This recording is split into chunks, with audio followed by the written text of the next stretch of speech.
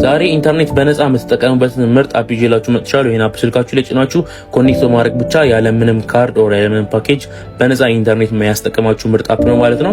ይሄን አፕ እንዴት እንደምትጠቀሙት ሙሉ ስቴፑን አሳያችኋለሁ። እንደምትልከቱት እንግዲህ ምንም አይነት ኢንተርኔት ዳታ የለኝም፣ ፓኬጅ የለኝም ማለት ነው።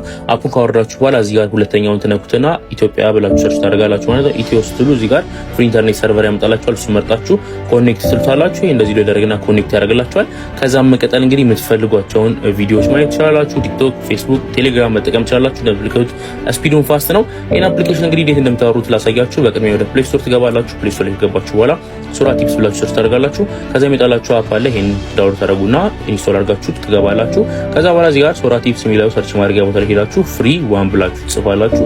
ፍሪ ዋን ብላችሁ ከጻፋችሁ በኋላ በዚህ መልኩ እንግዲህ ፍሪ ኢንተርኔት የምታገኙበትን አፕ የሚያመጣላችሁ ቦታ አለ። እሱን ስትነኩት ጽሁፉን ከፍ አድርጋችሁ እዚህ ጋር ይመጣላችኋል። ኢንስቶል የሚል በተን አለ። እሱን ነክታችሁ ይሄንን አፕሊኬሽን ስልካችሁ ላይ ጭናችሁ ኢንተርኔት በነፃ መጠቀም ትችላላችሁ ማለት ነው።